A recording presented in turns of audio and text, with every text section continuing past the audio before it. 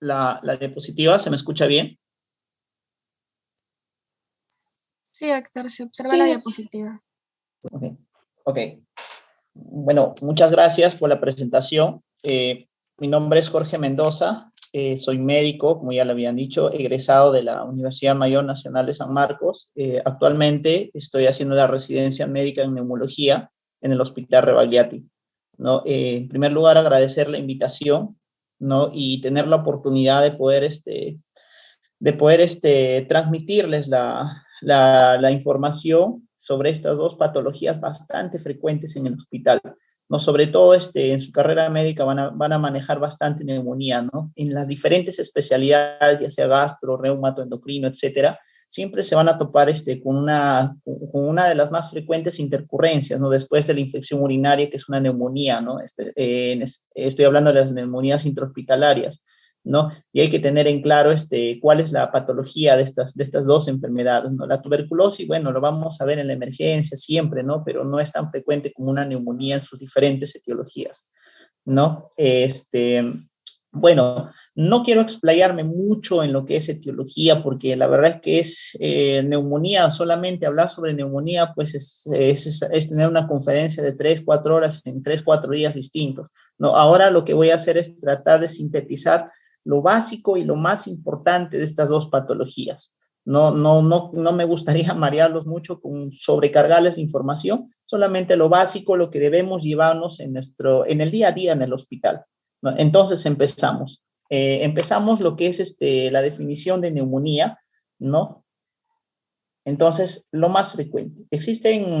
Existen varias formas de clasificar la neumonía. Esta es la más clásica, empezando por la primera, que es la neumonía adquirida en la comunidad, ¿no? ¿Qué es la infección o es el compromiso del parénquima pulmonar, como lo muestro en la diapositiva, ¿no? Puede ser producida por microorganismos extrahospitalarios. Tiene una definición específica, ¿no?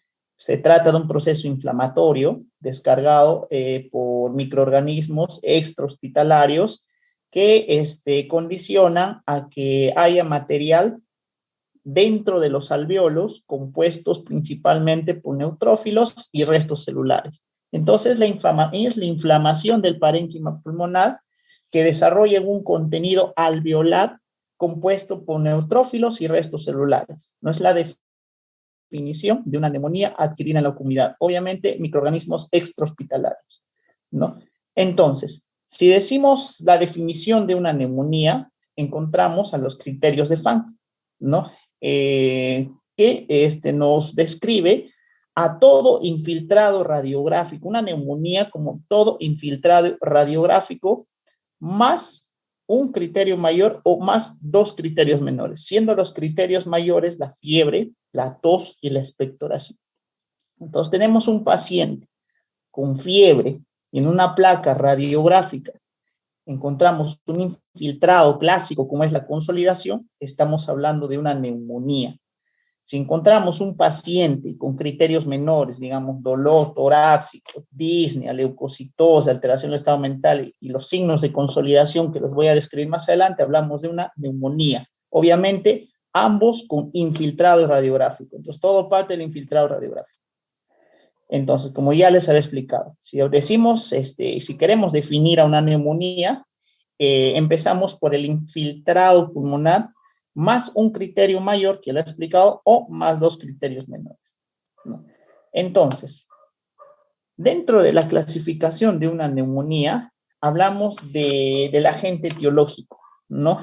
Entonces, para definir a un agente etiológico o definir pronóstico, incluso tratamiento, la Sociedad Americana Torácica, la ATS, ha dividido a la neumonía adquirida en la comunidad en 4 subgrupos. Uno, donde están los pacientes de 60 años o menores sin ninguna comorbilidad. Segundo, pacientes con alguna comorbilidad y o mayores de 60 años. Tercero, pacientes con neumonía que requieren hospitalización. O 4, pacientes con neumonía severa que requieren atención en la UCI. Esta es una clasificación básica e importante para nosotros enfocar a nuestros pacientes.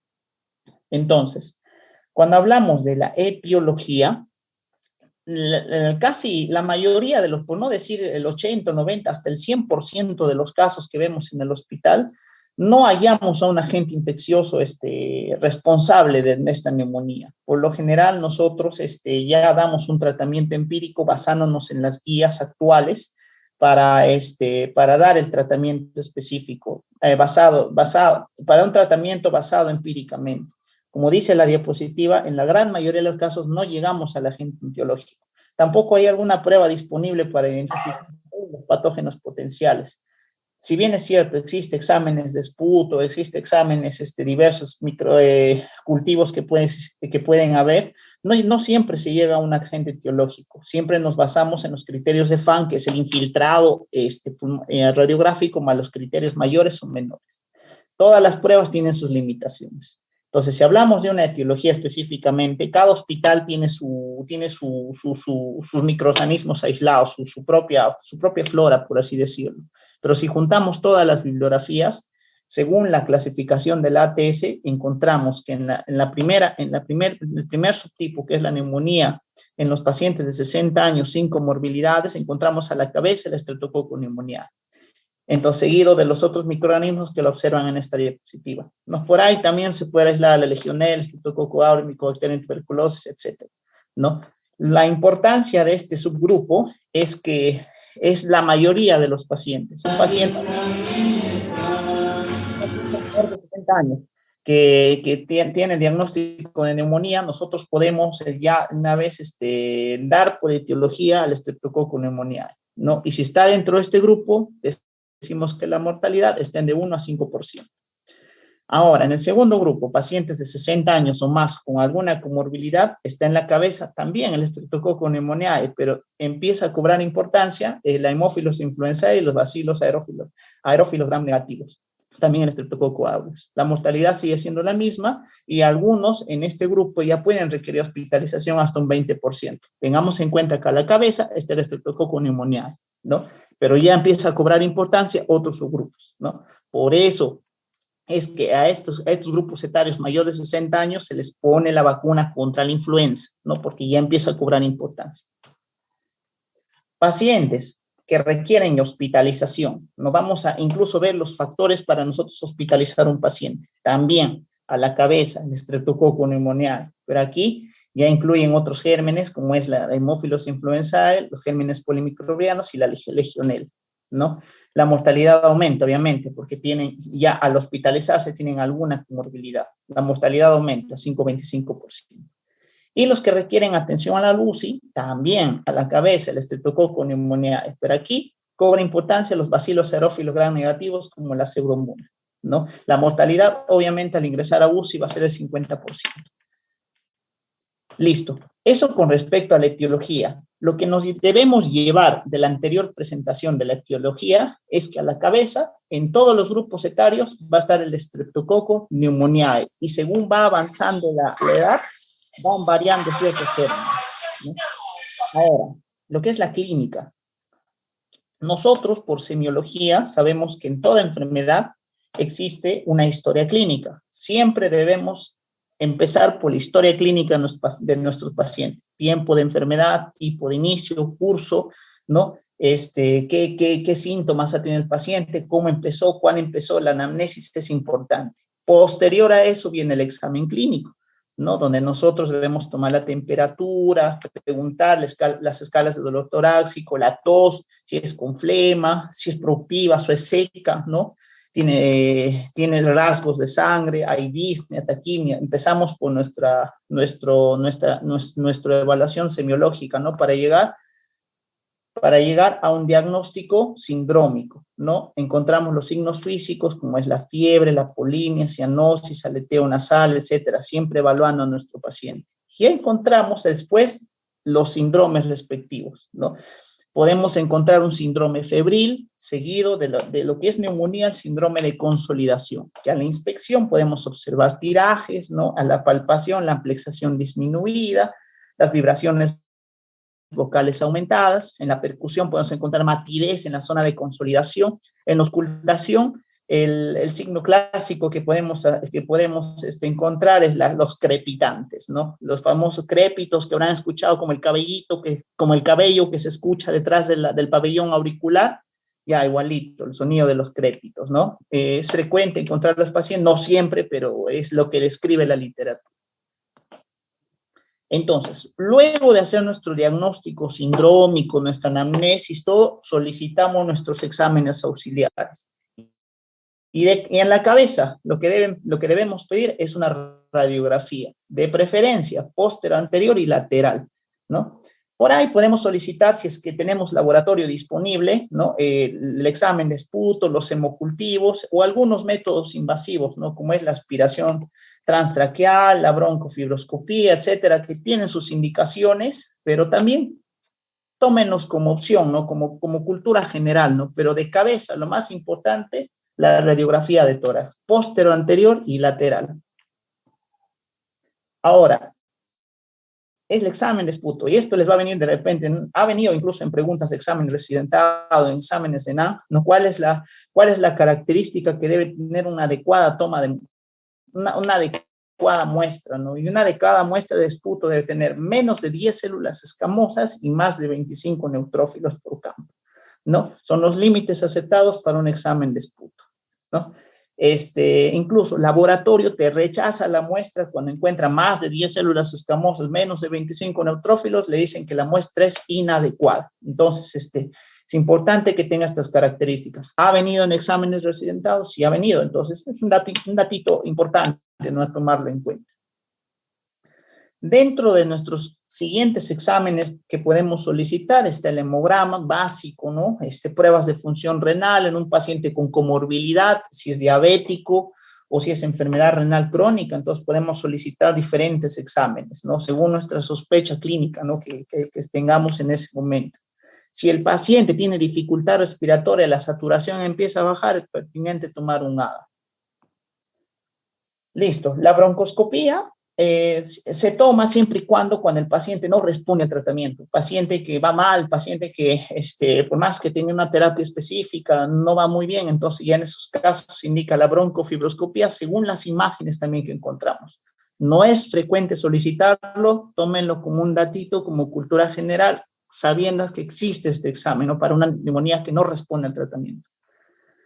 Cuando hay efusión pleural, los derrames paraneumónicos, podemos encontrar, ¿no? En ese caso se empieza el estudio del derrame pleural. Es otro tema bastante largo también, ¿no? Pero siempre el estudio de la efusión pleural empieza con una toracocentesis diagnóstica, ¿no? Y dentro de esa toracocentesis diagnóstica viene el estudio del líquido pleural, la fórmula diferencial, proteínas, glucosa, los criterios de Life, todos esos datitos que ya en su momento ya se tocarán, ¿no? Cuando estudiemos las efusiones pleurales. Entonces, ¿cuál sería la actitud diagnóstica? Entonces, nosotros hemos hecho nuestra anamnesis, nuestro examen físico, hemos pedido nuestros laboratorios, pero en un paciente sin factores de riesgo, como dice la diapositiva, una opción mínima o básica que debemos solicitar, una radiografía de tórax.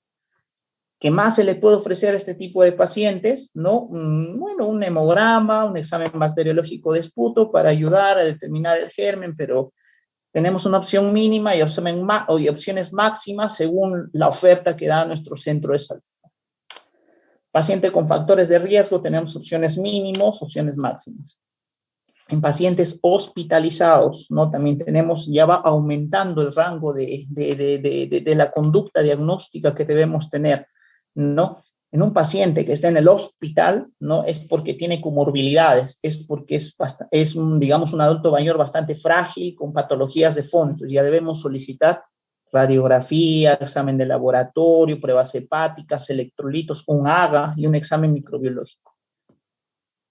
Pacientes en UCI, el estudio pues debe ser completo. El paciente está en mal estado general, está en soporte en medicina intensiva, pues debemos solicitar todos los exámenes que tenemos a disposición. Listo. Cuando entramos al estudio radiológico de la neumonía, podemos diferenciar que existen varias localizaciones de las consolidaciones, ¿no? Entonces, ¿cómo se define una consolidación? Es una radioopacidad localizada, ¿no? Con formación de que puede o no puede haber broncograma aéreo, ¿no? Entonces, aquí en esta imagen podemos observar una radioopacidad y ahora, ¿podemos definir qué es en el lóbulo medio de este pulmón? Por supuesto que sí, porque vemos aquí lo que es el famoso signo de la silueta, ¿no? Que borra el borde cardíaco derecho. Entonces, cuando borra el borde cardíaco derecho, es el famoso signo de la silueta, ya que las dos densidades se parecen, entonces ya se acoplan uno al otro y borran el borde cardíaco derecho. Entonces, con mayor certeza podemos decir que la neumonía se encuentra en el lóbulo medio del pulmón derecho, en este caso, ¿no? Miren, aquí vemos a una neumonía en el lóbulo inferior izquierdo, ¿no? En la cual podemos evidenciar que existe una efusión pleural concomitante, ¿no? Lo vemos en el famoso signo del menisco, no forma el signo del menisco, en la cual indirectamente nos dice que tiene una efusión pleural, ¿no? Concomitante. Vemos aquí en una radiografía lateral, ¿no? Cómo la consolidación condiciona que se forme una efusión pleural, ¿no? Entonces, siempre es importante delimitar las placas radiográficas en una radiografía posterior, anterior y lateral, ¿no? Para determinar con mayor exactitud la localización de esta consolidación. En una tomografía, bueno, la consolidación es el aumento de la densidad, ¿no? Con formación de broncograma aéreo. Entonces, aquí vemos cómo el pulmón tiende a una hiperdensidad, ¿no? Con formación de broncograma aéreo concomitante a una efusión pleural, ¿no? Entonces, podemos observar de esta forma en una tomografía, ¿no? Igual, en el lóbulo superior izquierdo, ¿no? Podemos observar cómo se forma la consolidación, nos ayudamos también con la radiografía pues lateral. La siguiente localización en el lóbulo inferior derecho, ¿no? Una neumonía pariliar derecha, ¿no? Vemos aquí la formación de consolidación. Las cavernas, aquí vemos una neumonía cavitada por Staphylococcus aureus, ¿no? Pero cuando vemos alguna caverna, nuestra primera sospecha en la cabeza debe ser pues una tuberculosis. No es la causa más frecuente, bueno, al menos en nuestro medio, de formación de cavernas. Ya por ahí más alejado puede ser un Staphylococcus aureus, pero para como modelo a esta exposición nos sirve esta imagen. Neumonías redondas, no podemos ver radiopacidades redondas, parchadas, ¿no? De localización distal en el hemitórax izquierdo, ¿no? Diagnóstico diferencial siempre va a estar una neoplasia en este caso, ¿no? Pero existen neumonías que se forman de esta forma. Entonces, hablamos de un paciente con una neumonía y también se suman factores de riesgo. ¿Factores de riesgo para qué? Para que el paciente tenga alguna complicación. En este caso, se hospitalice. Entonces, existen diferentes factores de riesgo estadísticamente importantes que determinan el pronóstico de un paciente. Por ejemplo, existen enfermedades como la EPOC, las bronquiectasias, la diabetes, la insuficiencia renal crónica, cardíaca, o sea, cualquier falencia en un órgano importante que complique la evolución de esta enfermedad. Entonces, son factores de riesgo que delimitan nuestra conducta hacia un paciente. Por ejemplo, la edad. La edad, un paciente mayor de 65 años es un factor de riesgo para que el paciente o vaya a hospitalización o bien ingresa a unidad de cuidados intensivos. Entonces, la edad mayor de 65 años es un valor estadísticamente importante que nos delimita el ingreso de un paciente a hospitalización o UCI. También tenemos ciertos hallazgos físicos, como la frecuencia respiratoria mayor de 30, una presión arterial diastólica, el paciente se está hipotensando, la temperatura mayor de 38.3, ¿no? Y si se evidencia algún compromiso extrapulmonar. Alteración de la conciencia, el paciente está haciendo encefalopatía por diversos motivos, puede ser metabólica, puede ser hipóxica, entonces todos estos factores me determinan el pronóstico de un paciente. Ahora, queremos evaluar algún daño multiorgánico, tenemos los siguientes valores de laboratorio, ¿no? Que nos evidencian una posible alteración orgánica. Ahora, una neumonía severa, que requiere atención en UCI, pues obviamente va a tener los siguientes criterios, ¿no? Frecuencia respiratoria mayor de 30 por minuto, el paciente está con esfuerzo respiratorio, probablemente tenga un compromiso pulmonar extenso. Una insuficiencia respiratoria severa por un PAFI menor de 250, la necesidad de ventilación mecánica o un shock, ¿no? Que puede ser un shock séptico que condiciona que la presión está disminuyendo, hipoperfusión difusa, ¿no? Necesidad de vasopresores, la diuresis menor a 20, la radiografía, compromiso bilateral de varios lobos, una neumonía difusa, entonces todo eso me determina a definir una neumonía severa, ¿no? Ahora, ya tenemos a los factores pronósticos, sabemos cuáles son los valores que dicen, no, este paciente va mal. Ahora, ¿cómo organizo esos valores? Existen escalas pronósticas que se basan en los anteriores valores ya descritos. Estos factores me permiten decidir, como ya les he explicado, si un paciente se atiende en su casa, va a hospitalización o va a unidad de cuidados intensivos, y nos permite establecer el tratamiento antibiótico empírico más adecuado para el paciente. Entonces, es importante determinar a los pacientes con bajo riesgo o alto riesgo, ya que una mala decisión podría condicionar a que yo mande a su casa a un paciente que requiere hospitalizarse. Entonces, el riesgo de complicación es alto, el paciente vuelve al hospital, pero ya con un mayor compromiso sistémico. Entonces, hablamos de las escalas pronósticas. Tenemos tres escalas básicas que es importante conocerlos, que han sido planteados por la Sociedad Torácica Británica, ¿no? El famoso CUR 65, tenemos el PSI con su famosa puntuación FINE, y la Sociedad Americana Torácica, ¿no? Pero que define algunos criterios solo para pacientes que están en unidad de cuidados intensivos.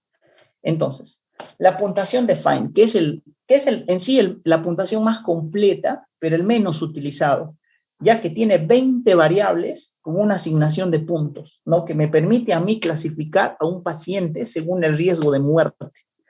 Entonces, tenemos 20 factores, cada uno con su puntaje, que a mí me permiten sumar un puntaje. Y entonces encontramos diferentes escalas. El FINE 1, FINE 2, 3, 4 y 5. ¿No? En la cual el 1 y el 2 son pacientes clasificados como bajo riesgo, entonces recibirán tratamiento ambulatorio. Los de clase 3, a partir de la clase 3, están considerados como pacientes de alto riesgo. Clase 3 precisará hospitalización en observación.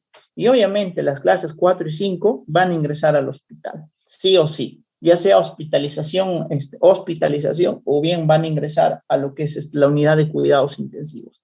Entonces, recapitulando, tenemos escalas pronósticas. La más completa es la puntuación de FINE, que tiene cinco escalas. Estas 5 escalas, según puntaje, me van a permitir a mí definir si el paciente va a su casa por tratamiento ambulatorio, precisa observación en salas de observación de emergencia, o va a hospitalización o a unidad de cuidados intensivos. Entonces, pues sí, es necesario, pues tal vez no memorizarlo, pero sí tenerlos en cuenta para poder clasificar a nuestro paciente y tomar la mejor decisión cuando recibimos a un paciente en emergencia. Aquí tenemos otra forma de clasificar, un cuadrito, ¿no? Entonces, todos estos valores pues suman criterios para nosotros darle un puntaje al paciente y clasificarlo, ¿no? Y tomar una decisión al respecto. Entonces, aquí tenemos un cuadrito resumen, ¿no? En la cual planteamos que los grupos de riesgo 1 y 2 en la escala de FINE determinan que este paciente va de tratamiento de forma ambulatoria a su domicilio, ¿no? La clasificación 3 se queda en sala de observación por lo menos un día, y 4 y 5 van a un hospital o unidad de cuidados intensivos, ¿no? Ahora, la Sociedad Británica Torácica ha elaborado una escala de pronóstica de solo 4 variables, lo cual resulta muchísimo más sencillo, pero la especificidad disminuye considerablemente, pero es bastante práctico. Es el famoso CUR 65, ¿no? El CUR 65 también me permite a mí dar una escala pronóstica a nuestros pacientes, ¿no? Y solo consideran 4 variables, como es la confusión, es una mnemotecnia en realidad, es un acrónimo, ¿no? Confusión, la urea, la frecuencia respiratoria, la presión arterial y la edad. Como ya habíamos descrito en una anterior diapositiva, la edad de 65 años es un punto de corte importante para definir a un paciente como alto riesgo o bajo riesgo, ¿no? Y el CUR 65 pues lo toma en cuenta, ¿no? Entonces, cuando damos una puntuación a nuestro paciente, entonces la probabilidad de muerte es cada vez mayor. Aquí vemos la puntuación, 0, 1, 2, 3, 4, con sus diferentes rangos de mortalidad. Entonces, lo que te dice el CUR 65 te aconseja que hospitalices un paciente cuando el valor de la puntuación es igual o superior a 1. Sobre todo si existen factores de gravedad, ¿no? O factores de ingreso a la UCI, ya lo hemos descrito, ¿no? ¿Cuáles son los factores de gravedad? La falla multiorgánica, ¿no? Paciente con criterio. Cuando la puntuación es mayor de 3, el paciente debe ingresar a UCI. Entonces aquí tenemos, ¿no? La valoración de ingreso, el CUR, ¿no? CUR 65, que te divide en 2 grupos, un NAC grave y un NAC grave.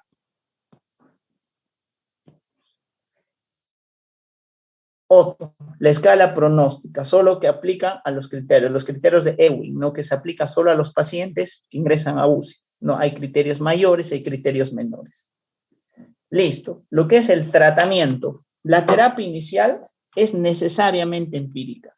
Ahora, como dije, los exámenes microbiológicos no siempre arrojan resultados, no por más que nada por la dificultad de obtener una muestra de un paciente, ya que la flora bacteriana que existe, pues contamina mucho las muestras. Entonces, no es específico, ¿no? Esperar a un cultivo, ya que también demora, el paciente se nos está complicando, ¿no? Entonces, tratamiento. Va dirigido más que nada a la clasificación inicial que les acabo de mostrar, ¿no? A los organismos más frecuentes. En este caso, Streptococcus pneumoniae para un paciente menor de 60 años o menos sin comorbilidades, ¿no? El tratamiento van a ser los macrólidos, ¿no? Así a seca, ¿no? Puede ser claritromicina, citromicina. Si tienes riesgo de algún germen resistente, se puede agregar, pues, alguno de los aminoglicosidos. Pacientes con alguna comorbilidad de 60 o más años, ¿no? El tratamiento también es ambulatorio, ¿no? Se evalúa también según su CUR-1, algunos pueden hablar la escala de Fine, determinan que es un paciente ambulatorio, también tratamiento. ¿Qué tratamiento le voy a dar para su casa? Dirigido al Streptococcus pneumoniae, que es el germen más frecuente, pero como ya había mencionado, la Haemophilus influenzae, los bacilos gram negativos cobran importancia también en este grupo. Entonces se le agrega una cefalosporina de segunda generación, ¿no? En este caso, uno de los antibióticos más usados y de primera línea es el amoxiclavulan. En pacientes ya que requieren hospitalización, debemos considerar a los polimicrobianos y a la legionela. En este caso, pues se inicia con el tratamiento de primera línea, podrían ser los aminoglicósidos, ¿no? Seguido por la ceftriaxona o los macrólidos como acitromicina, ¿no? En hospitalización, en el Rebagliati he observado que inician de arranque lo que es la ceftriaxona. Ahora, pacientes que requieren atención en UCI. Pacientes que requieren atención en UCI, pues se considera que son gérmenes resistentes, ¿no? Viviendo acá en Lima, en una sociedad, pues, polifarmacéutica, que la mayoría de pacientes ya vienen con antibióticos previos usados por varios días, entonces, y que se complican en la UCI, pues ya se empiezan a utilizar antibióticos de amplio espectro, ¿no? En este caso, antibióticos que van dirigidos contra la pseudomonas, en este caso, piperacilina, tazobactam o algún carbapenem, ¿no? Ahora, si se confirma a un meticilino resistente, podríamos agregar lo que es la vancomicina. Entonces, tratamiento, pipetazo con vancomicina, un carbapenem más vancomicina, son los tratamientos generalmente usados en la unidad de cuidados intensivos. Tenemos las dosis de los antibióticos, ¿no? Algo más que nada memorístico, ¿no? Una repasada de esta diapositiva como para familiarizarnos, ¿no? Pero una forma de aprenderse las dosis de los antibióticos es en el día a día, en el hospital, recetándolos, pues obviamente escribiéndolos, podemos memorizarnos de una forma más práctica las dosis de los antibióticos. Duración de tratamiento. Entonces, a un paciente que va de forma ambulatoria, el tratamiento es de 7 a 10 días, ¿no? En el caso de los pacientes con sospecha del micoplasma, va de 10 a 14 días o por una legionela de 14 días, incluso inmunosuprimidos pueden ir de 21 días a más. Nosotros siempre debemos considerar la vía oral como una vía ideal para tratamiento, ¿no? Pero en hospitalización, pues siempre se usa tratamiento endovenoso, pero el momento de darle de alta al paciente, pues debemos asegurar que el paciente tome sus medicamentos por vía oral, ¿no? Y aquí tenemos algunos criterios que podemos tomar en cuenta para hacer el cambio, ¿no? Tratamiento endovenoso, tratamiento vía oral, ¿no? Listo, lo que es la neumonía intrahospitalaria. Básico, la definición básica, no es un proceso infeccioso mayor de 48 horas tras la admisión de un paciente a un campo hospitalario. Entonces, lo que nos debemos llevar de una neumonía intrahospitalaria es que es la segunda causa de infección nosocomial después de la infección urinaria, ¿no? Es algo bastante frecuente. Y nosotros, bueno, ustedes como futuros médicos, lo que van a observar en cualquier especialidad es que tu paciente se va a complicar con una neumonía intrahospitalaria. Lo van a ver sí o sí. Le van a querer dar de alta a un paciente, empieza a hacer fiebre, expectoración, entonces ya ha hecho su neumonía intrahospitalaria. ¿Cuál es el manejo? Ahorita lo vamos a detallar. Incrementa, obviamente, la estancia hospitalaria. Un paciente que ingresa por otra cosa y termina complicando una neumonía hospitalaria, pues se ganó su tratamiento antibiótico de 7 a 10 días. Entonces, aumenta estancia hospitalaria. El exceso del costo, obviamente, o sea, utiliza los recursos hospitalarios, ¿no? Entonces, aumenta el costo, ¿no? De estos pacientes. Y es frecuente, ¿no? De 5 a 10 casos por cada 1000 hospitalizaciones, ¿no? Es frecuente, bastante frecuente. Siempre lo van a ver en su vida, en la vida médica. Entonces, existe dos tipos de neumonía intrahospitalaria, ¿no? Unos de inicio temprano, otros de inicio tardío. Los de inicio temprano son los primeros 4 días después de la admisión hospitalaria, el inicio tardío es después de los 5 días de la admisión hospitalaria, ¿no? O que venga de ventilación mecánica. Cada uno con sus diferentes gérmenes. Cuando se trata de una neumonía intrahospitalaria de inicio temprano, está el estreptococo neumoniae a la cabeza. Seguimos hablando del estreptococo neumoniae. Y si hablamos de una neumonía intrahospitalaria, inicio tardío, pues a la cabeza la Pseudomonas aeruginosa, la Cinetobacter, los gérmenes meticilinos resistentes, a la legionela, o sea, todos los gérmenes horribles que vemos en la hospitalización. Entonces, las neumonías intrahospitalarias de inicio tardío tienen gérmenes horribles, ¿no? Y los de inicio temprano, por lo menos, son manejables, ¿no? Pronóstico, obviamente, los de inicio temprano menos severos, menor impacto, ¿no? El inicio tardío, pues obviamente vienen con una alta carga de mortalidad, ¿no? Factores de riesgo para nosotros decir que son gérmenes meticilinos resistentes, ¿no? Multidrogo resistentes, es que hayan recibido antibiótico en los últimos 90 días, se han hospitalizado previamente ya, que tengan que sean pacientes enfermos renales crónicos que se dializan, que sean inmunosuprimidos, que tengan un miembro familiar, un contacto con un multidrogo resistente o una resistencia de los centros de cuidado, ¿no? El diagnóstico de una neumonía intrahospitalaria, ¿cómo yo puedo ver que mi paciente tiene una neumonía intrahospitalaria?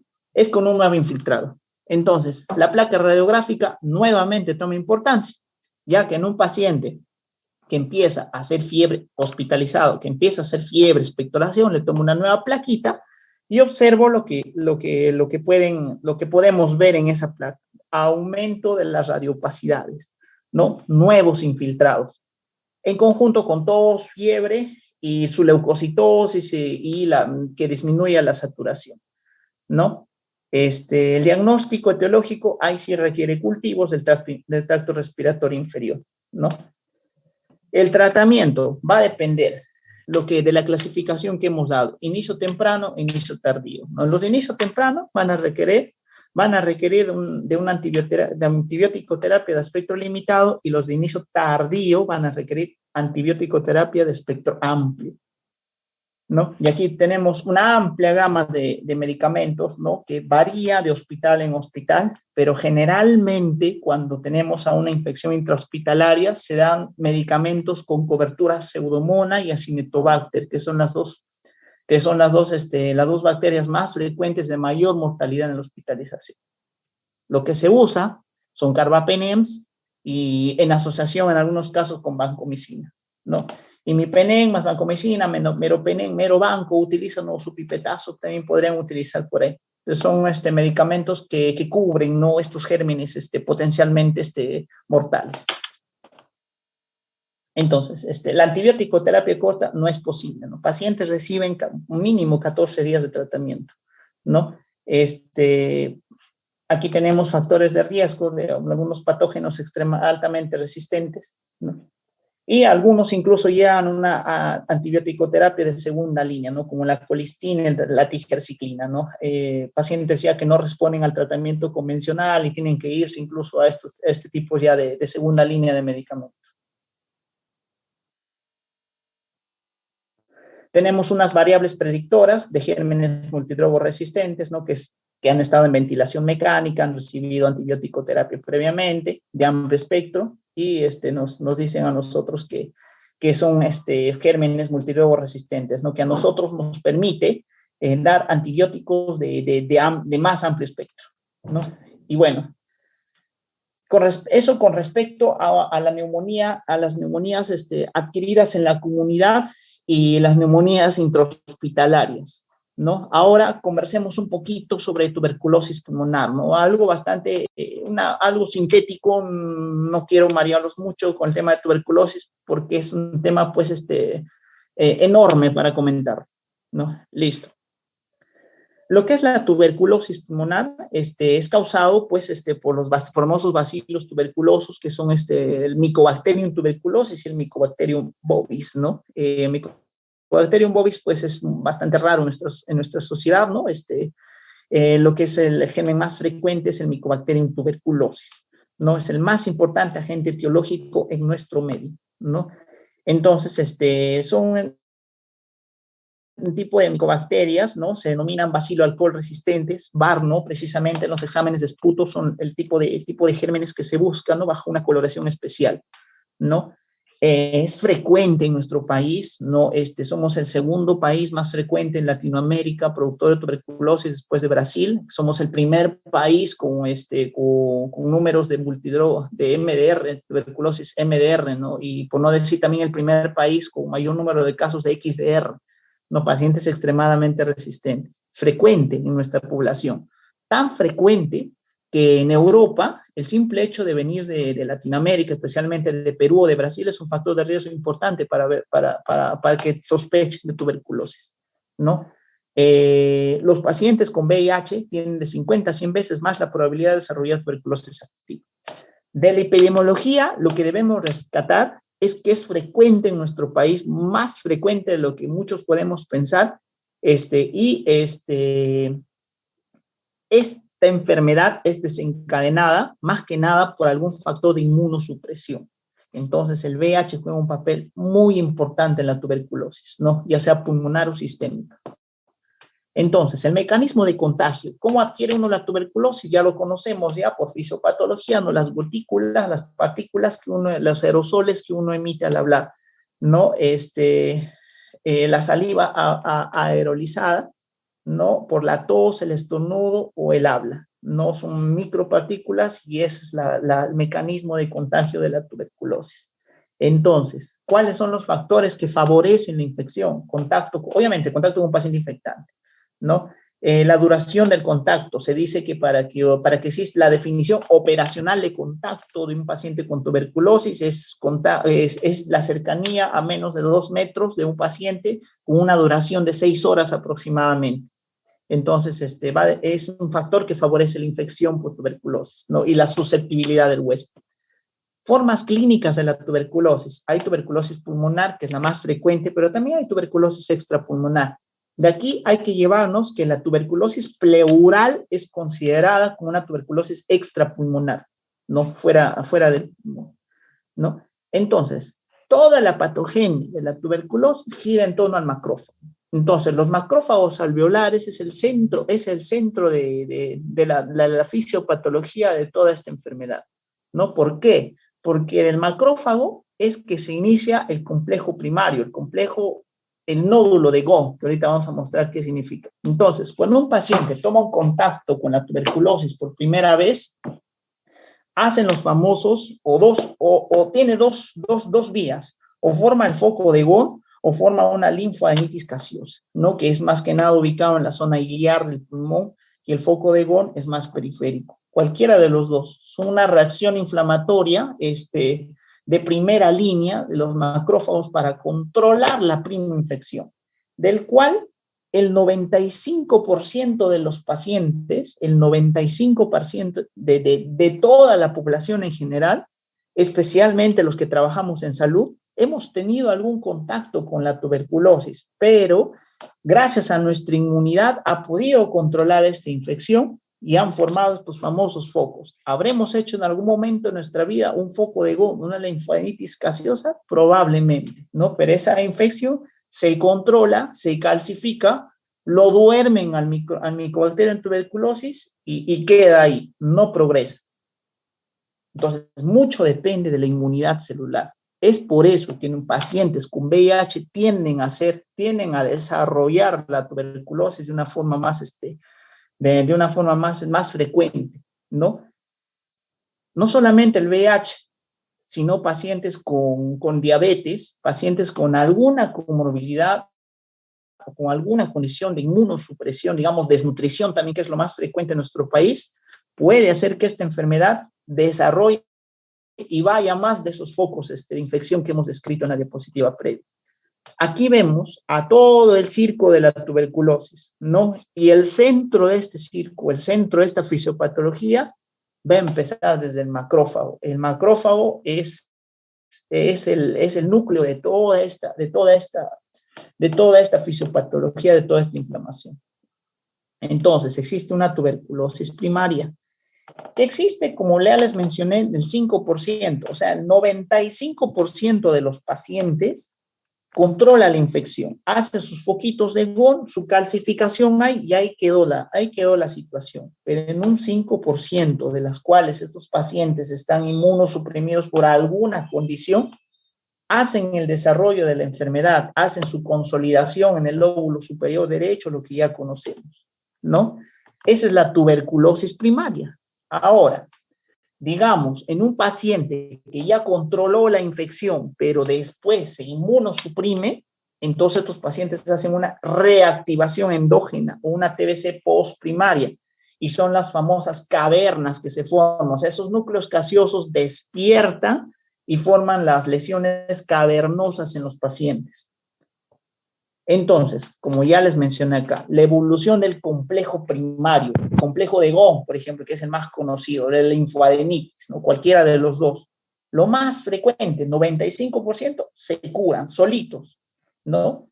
Y el otro 5% hacen alguna complicación, ¿no? En la tuberculosis primaria, como ya les mencioné, y otras complicaciones evolutivas derivadas de la neuropatía, ¿no? Como puede ser la diseminación linfohematógena, ¿no? Que son ya casos de pacientes con VIH que se disemina la tuberculosis, hacen de su casa el pulmón.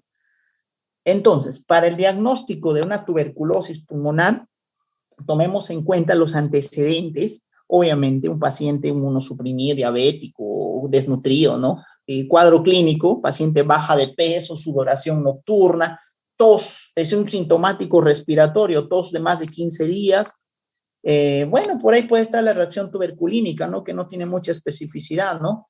Puede tener diagnóstico por imágenes, vamos a ver imágenes de tuberculosis, el diagnóstico bacteriológico, que es el esputo, el BK en esputo, y otros exámenes que pudiéramos complementar. Antecedentes: ¿dónde vive? Vive en un lugar de hacinamiento, ha tenido contacto con un paciente con tuberculosis, fuma, toma, es un paciente embarazada, los embarazos son inmunosupresión. ¿A qué se dedica el paciente? ¿Se ha tenido contacto con alguien con tuberculosis? ¿Qué tratamiento ha recibido? Etcétera, etcétera. No es la anamnesis de la tuberculosis.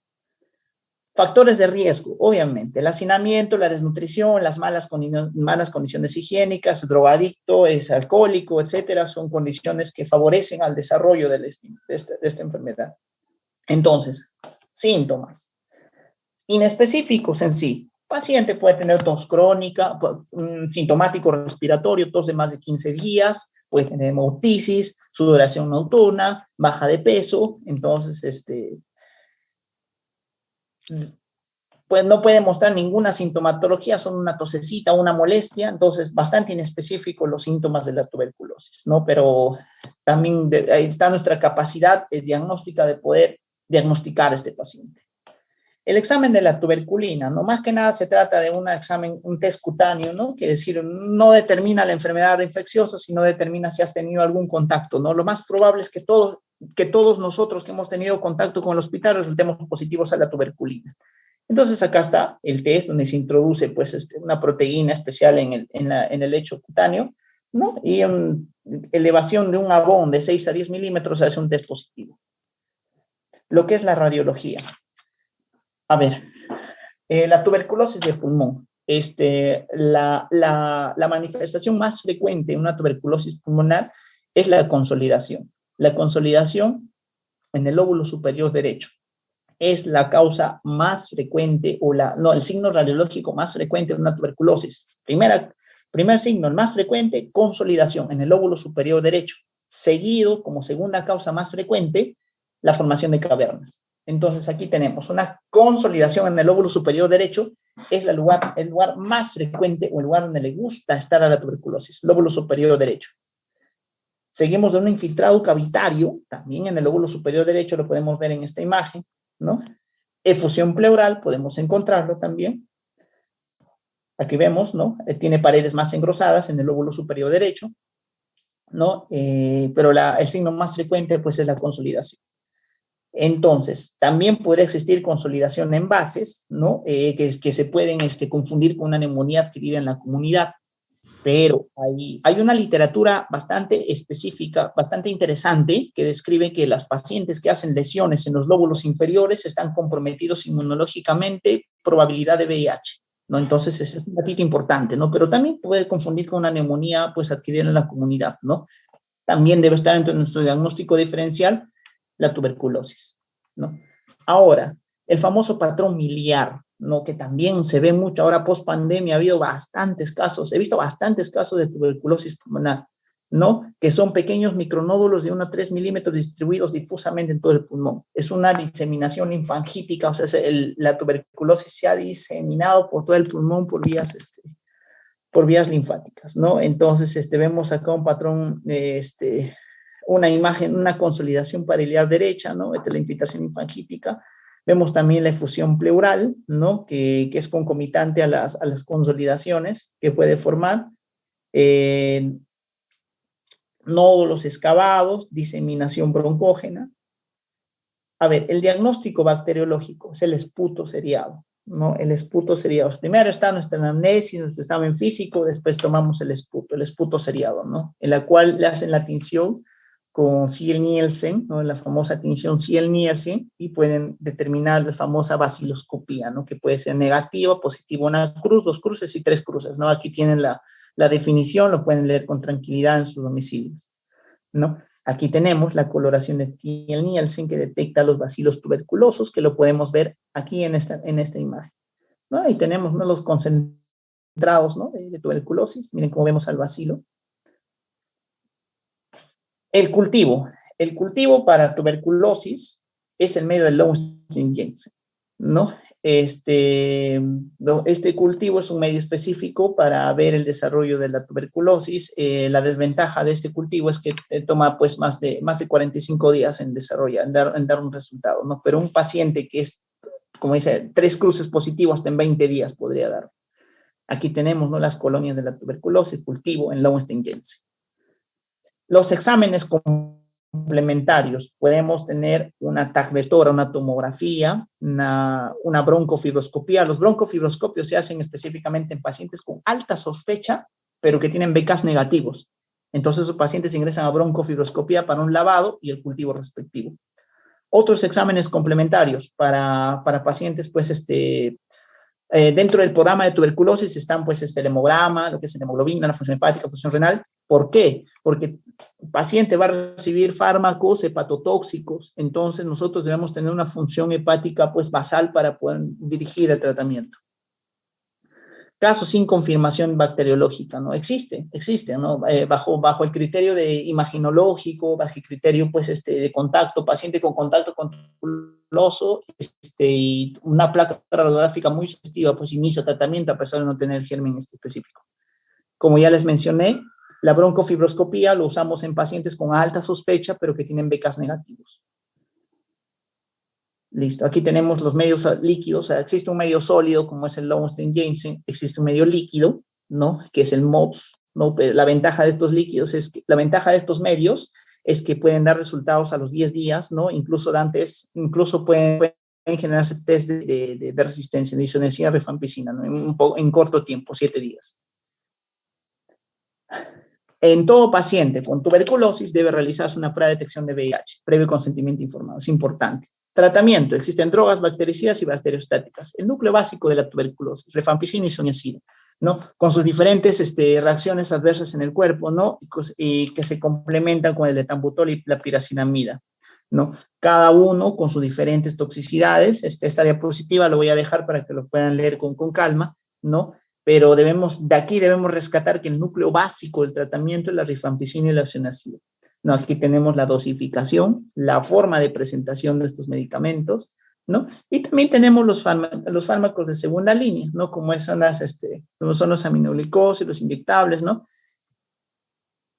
Y aquí tenemos los tratamientos de segunda línea, ¿no? Podemos tener ciprofloxacino.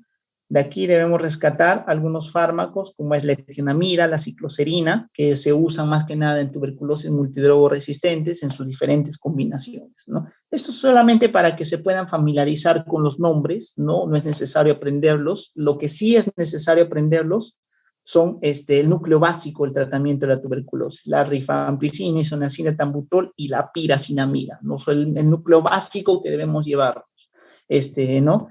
Como médico, como futuros médicos generales, ¿no? Debemos conocer el núcleo básico del tratamiento de la tuberculosis, ¿no? Porque en el SERUMS también probablemente lo van a ver.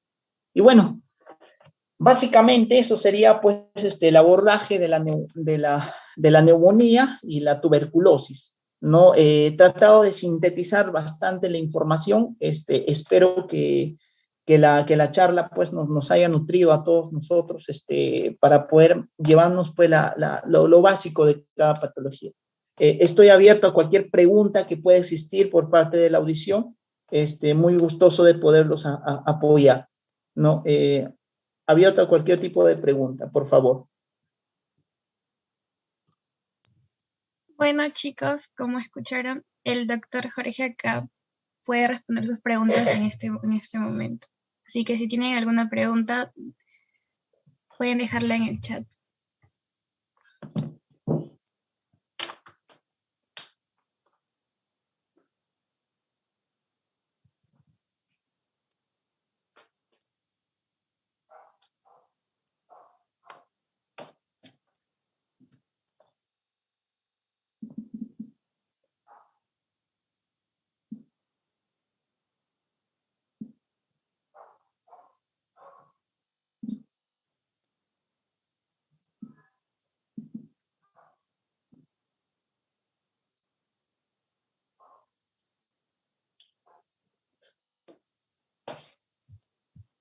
Bueno, chicos, me parece que no hay ninguna duda.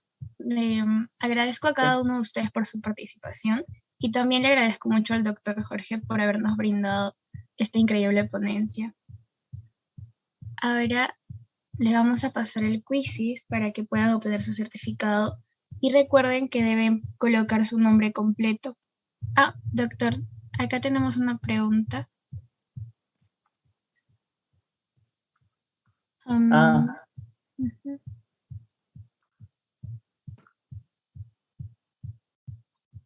A los pacientes que son alérgicos a las penicilinas, claro,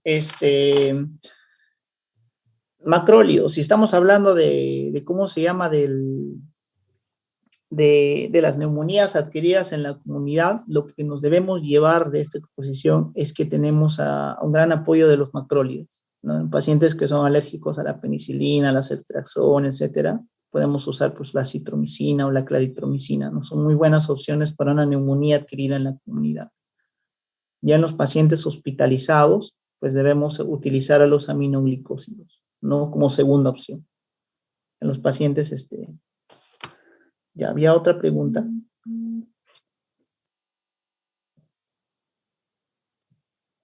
La claritromicina, es el macrólido que se asocian buenos resultados, ¿no?, en pacientes, ¿no? Siempre, bueno, o sea, la microbiología en cada hospital es diferente. Entonces, podemos usar como primera línea acitromicina. Ahora, no es que haya algún macrólido mejor que el otro, sino hablamos acá de cobertura. Entonces, tenemos gérmenes gram positivos, o sea, tenemos que buscar la cobertura de este tipo de gérmenes, ¿no? En este caso, macrólidos con muy buena cobertura son pues la citromicina o la claritromicina, ¿no?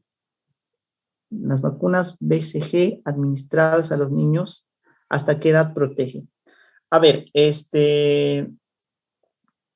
las vacunas, las BCG, que se administra pues a muy corta edad, solo tienen una sola finalidad, ¿no? La finalidad es prevenir las formas graves de tuberculosis. No tengo el dato hasta qué edad podría proteger, ¿no? Pero la información que debemos manejar es esa, nos protege de las formas graves de tuberculosis, como por ejemplo la meningoencefalitis tuberculosa, ¿no? Que en un paciente pediátrico que no ha sido vacunado con su BCG, tiene una alta probabilidad, por lo menos hasta los 3 años de desarrollarlo, ¿no? Y esta meningoencefalitis tuberculosa podría ser fatal, ¿no?, en su desarrollo, ¿no? Ya que va a comprometer seriamente el sistema nervioso. Claro, los cursos 65 son para la neumonía, ¿no? Habíamos conversado que para clasificar a nuestro paciente,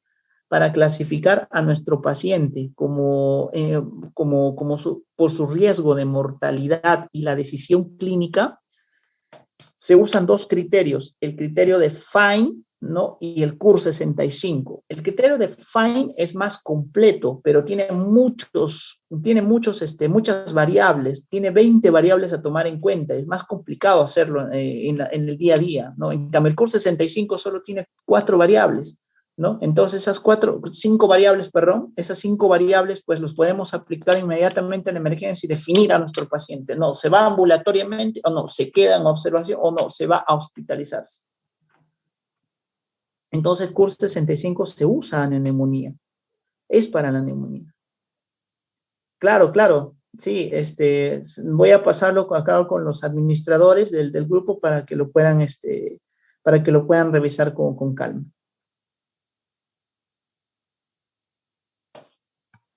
Muchas gracias, doctor Jorge. Ahora esperemos poder verlo en nuestras próximas ponencias realizadas por CPA. Le agradecemos de antemano. Gracias, muchísimas gracias. Permiso entonces. Gracias. Buena suerte. Muchas gracias, doctor. Cuídese. Ahora, chicos, vamos a pasar a realizar el quizzes para que puedan obtener sus certificados. Y no olviden colocar su nombre completo.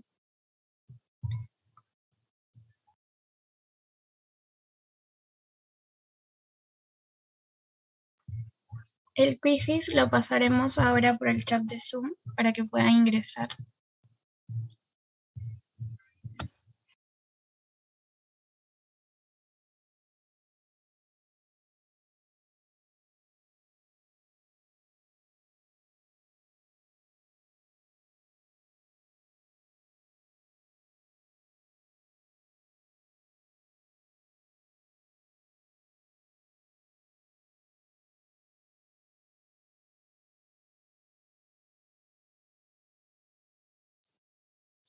Listo, chicos, acabo de enviar el link del quiz. Se pueden ir uniendo, por favor. En un momento voy a presentar mi pantalla fija. Está bien, María Pía, muchas gracias. Ay.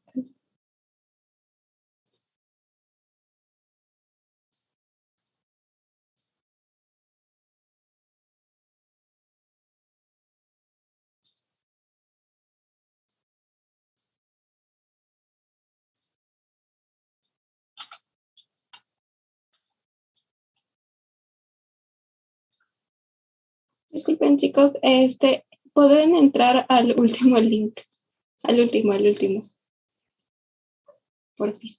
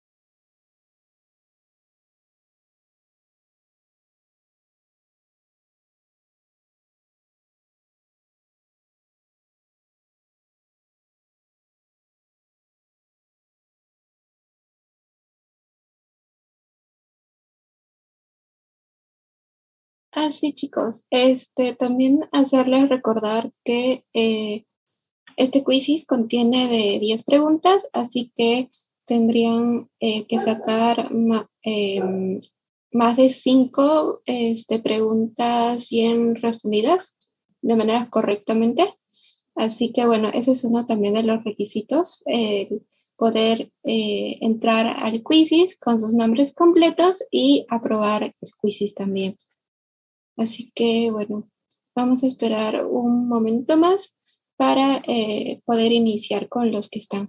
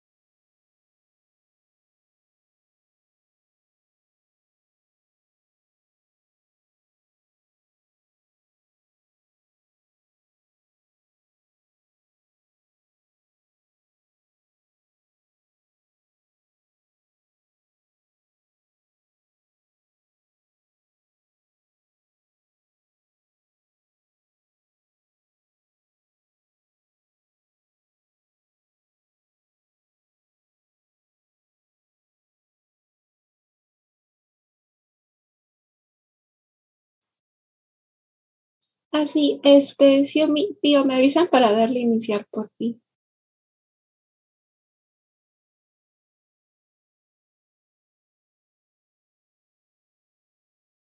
Sí, chicos, los que faltan entrar, porque acá en Zoom tenemos a 16 personas y solamente hay 10.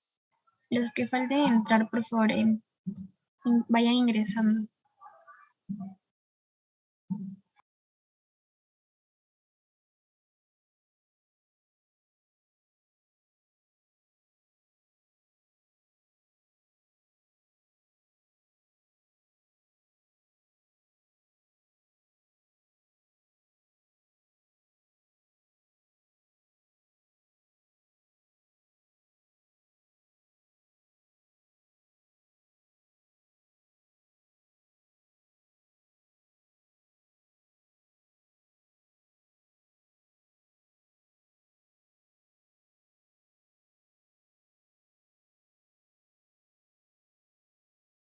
Creo que solo faltaría uno.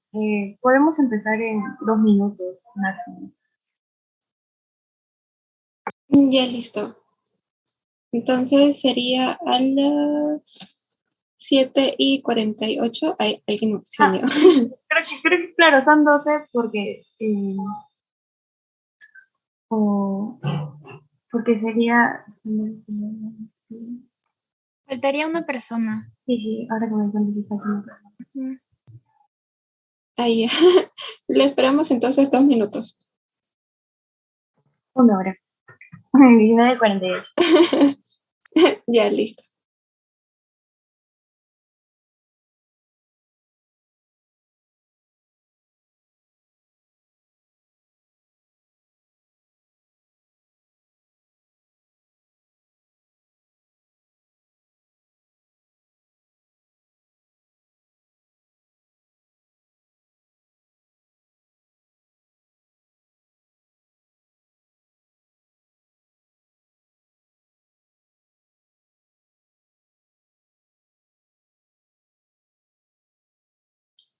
Bueno, creo que ya estamos completos. Ahora sí están completos. Ya listo, chicos. Empezamos en 3, 2, 1.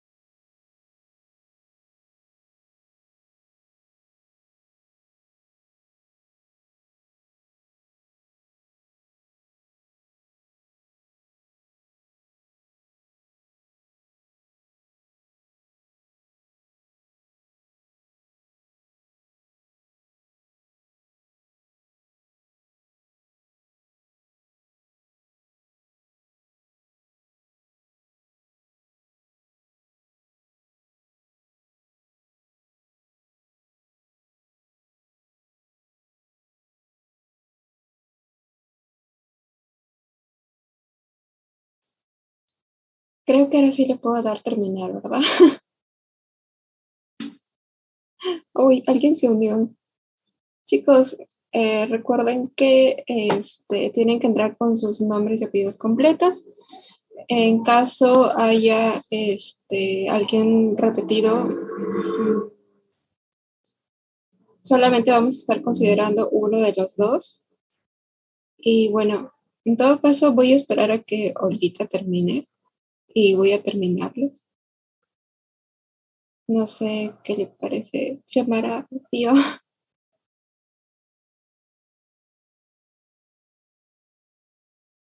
Creo que lo podemos dar por concluido. ¿Ahorita o esperamos a Olguita? Creo que hay que esperar a ver que termine. Sí, hay que esperar aquí.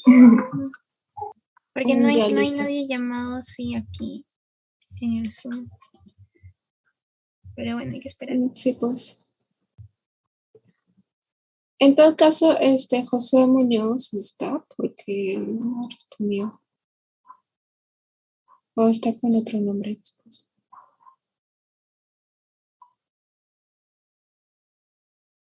Bueno, aquí.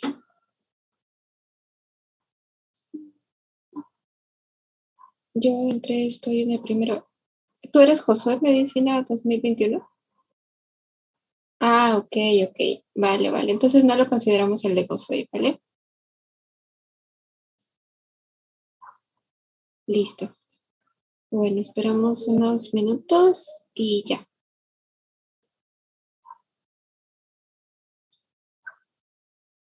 Bueno, lo voy a eliminar después mejor.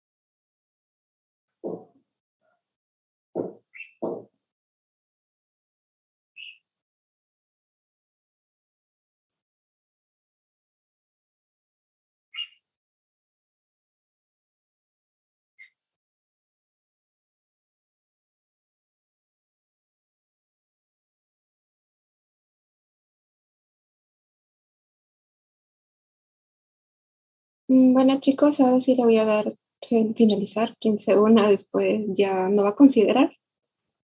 Y bueno, tenemos tercer puesto José Medicina, segunda Amanda y primero Olguita. Olguita, si estás aquí, pues llevas el primer puesto. Así que bueno, felicidades, chicos.